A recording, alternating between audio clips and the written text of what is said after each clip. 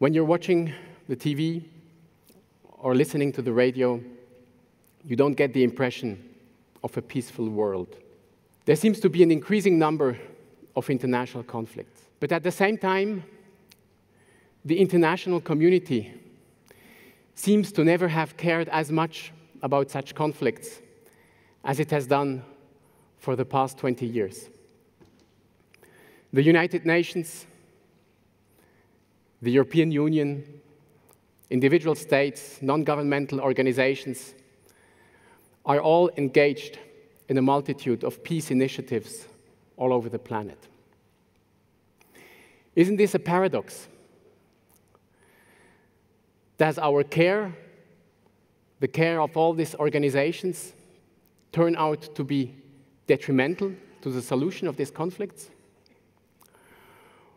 Or should these organizations care about these conflicts in a different way? So I would go for the second option. I do not think we should care less about these conflicts, but we should care about them in a different way. Swisspeace, our organization, calls this way the light footprint approach. So before I explain to you this light footprint, maybe I should say something more about the conventional or the heavy footprint. When after the attacks on the Twin Towers in New York, the United States of America launched the military operation Enduring Freedom, they entered Afghanistan with thousands of troops. Soon after, the international community pledged billions of dollars for the civilian reconstruction of this country.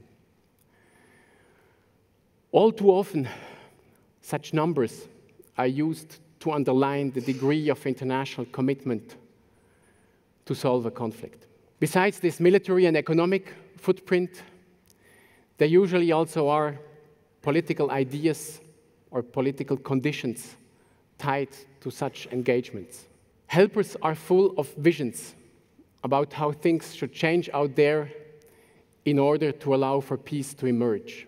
Holding free elections, strengthening democracy, liberalizing the economy are just a few examples. It is like an intensive therapy which will cure the patient once and for all. But we know from medicines that such treatments also entail risks. The patient may not react or react badly to the therapy. He may also develop allergies towards the therapy or become dependent on it. All of this is not conducive to the resolution of international conflict. The light footprint approach starts from a different assumption. Parties to a conflict should resolve their conflicts themselves because they will also be the ones left out there to manage their relations once the violence will have stopped. If they do not believe in the solution, they will not implement the peace deal. But we should put the interests, the needs of the conflict parties at the center stage. Local actors know how to solve their problems. We should encourage them to do so and support them if needed.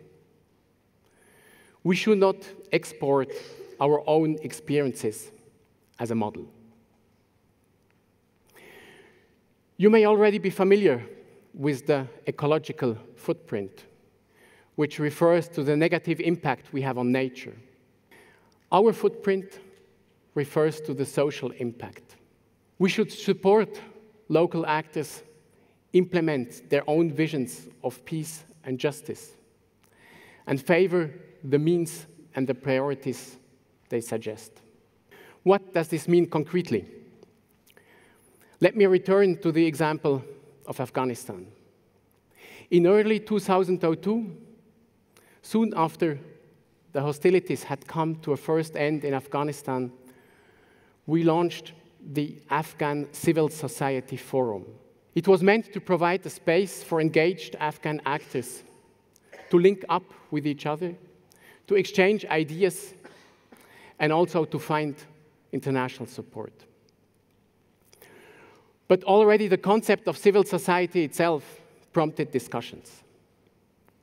I will never forget when at the founding conference of this program in Kabul in January 2002, after hours of lengthy discussions, a very charismatic elderly man stood up and asked, "But now tell me, please, who in your country, in Switzerland, is the president of civil society?"